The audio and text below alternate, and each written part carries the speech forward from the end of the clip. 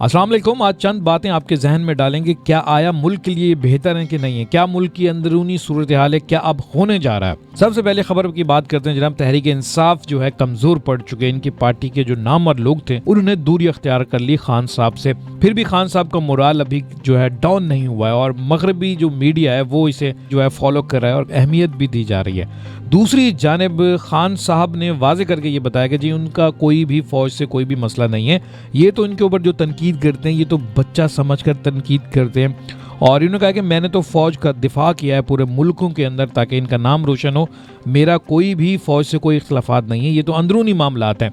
इस तरह के बयानात जो हैं फवाद चौधरी ने भी दिए और भी जो लोग हैं वो इस टाइम पे दे रहे हैं। पाकिस्तान के अंदर बहुत सारी जगहों पर इस वक्त पाक फौज जिंदाबाद की जो रैलियां हैं वो नजर आती रहेगी। इजहार मोहब्बत की गई पाकिस्तानी कौम की तरफ से पाक फौज के साथ। और वैसे देखा जाए तो पाक फौज भी मुल्क बचाती है बहरूनी ताकतों से, यानी बहरूनी जितने भी दुश्मन हैं उनके सामने खड़ी हुई है पाक फौज। और पाक फौज के अलावा हमारे मुल्क के अंदर कोई इस तरह का ऑप्शन है नहीं कि मुल्क को बचाया जाए। अब सियासी जो सूरत हाल है ये अंदरूनी होती है। तहरीक इंसाफ के खान साहब है, इनको जब इक़्तिदार से हटाया गया तो इसी तरह से इन्होंने फिर जलसे किए और जलसों में जितनी भी इसने तालीम दी वो गुलामी और आज़ादी की थी। और उनके जो चाहने वाले थे वो काफ़ी दिनों से ये सुन रहे थे और नतीजा आपके सामने निकला। उन्होंने कहा बस तैयब उर्दगान वाली सूरत हाल क्रिएट हो चुकी है, हम इस तरह के काम करेंगे तो शायद खान साहब दोबारा इक़्तिदार में आ जाएंगे।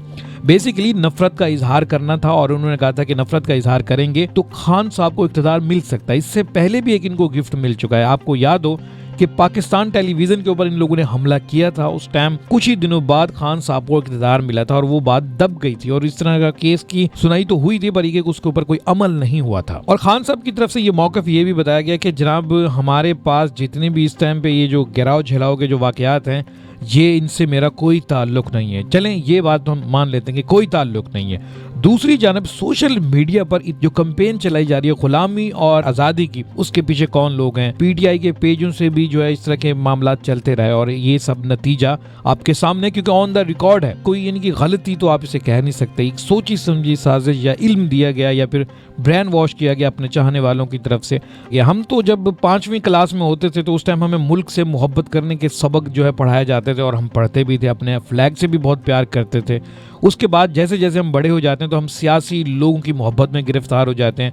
हम यही सोचते हैं कि बस हमारे लिए सियासी लीडर ही सब कुछ है, कि सियासी लीडर आएगा तो हमारे मुल्क में खुशहाली लाएगा। हम पाकिस्तान से खुशहाली को जोड़ते हैं और सियासी लीडर को एज अ वर्कर और उम्मीद बनाते हैं। यहाँ पे बहुत उल्टा हो जाता है। आने वाले दिनों में हमारी सोच इस तरह की बन जाती है, हम यही फोकस करते हैं कि हमारा सियासी लीडर जिसे हम मानते हैं वही खुशहाल जिंदगी गुजारे तो बाकी सब ठीक है। इक़्तिदार तो आता जाता रहता है, ये 5 साल की गेम है। आपने पूरी जिंदगी में 3 दफा 2 दफा हासिल किया या कोई भी सियासी पार्टी हो 3-4 दफा हासिल कर लेती है। उसके बाद हमारे नंबर 1 पर रहता है मुल्क और मुल्क हमेशा रहेगा। मुल्क की जो सलामती है वो हमारे नंबर 1 पर रहनी चाहिए। पर अवाम ये भूल जाती है, वो सिर्फ और सिर्फ सारी उम्मीदें सियासी लीडर से लगाती है और सियासी लीडर की खुशहाली और खुशी में ही सारा कुछ अपना मुल्क को नुकसान की सूरत में खत्म कर देती है। पाकिस्तान ये प्यारा सा मुल्क है, इसके अंदर जितने भी शोबे काम कर रहे हैं वो हमारी खूबसूरती का बायस है, यानी कि खूबसूरती में इजाफा करते हैं। चाहे आपके जुराइम कंट्रोल करने वाला शोबा हो, चाहे आपका सेहत का हो, चाहे आपका ज़राअत का हो, चाहे आपका टेक्निकल हो, कुछ भी हो, पर ये सारे शोबे अपने काम क्यों नहीं ठीक से कर रहे हैं?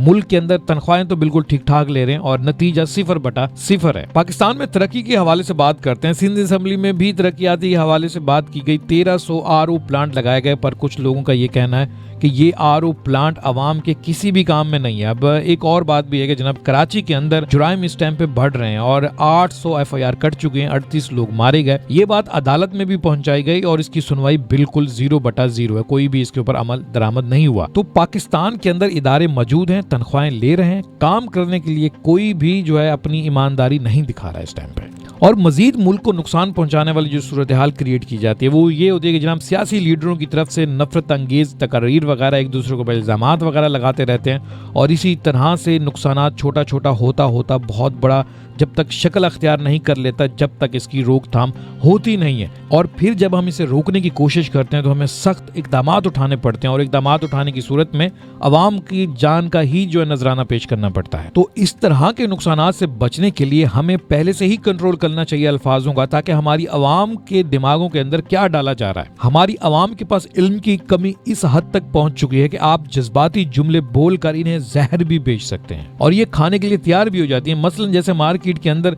इस टाइम पे नकली दूध भी दस्तयाब है, फिर भी ये खरीद लेते हैं क्योंकि उसकी एडवर्टाइज बहुत अच्छे तरीके से की जाती है। इसी तरह से सियासी लीडरों ने जलसों के अंदर अपने जुमलेबाजी को इतना स्ट्रॉन्ग रखा, इनके जहन के ऊपर असर होना शुरू हो जाता है और नुकसानात पाकिस्तान को ही उठाने पड़ रहे होते हैं। अवाम के पास इल्म होगा और अच्छा मकसद दिया जाए ताकि ये कुछ अनाज उगाएं और मुल्क खुशहाली की तरफ जाए, वरना अगर आपने इसके ऊपर ध्यान नहीं दिया, इनको कंट्रोल नहीं किया, कोई अच्छा काम इनसे नहीं लिया, तो फिर सियासी लीडर आके इनको कोई अच्छे जुमले बोलेंगे और अपने मकसद के लिए इस्तेमाल करेंगे और नतीजा आपके इस टाइम पे सामने है।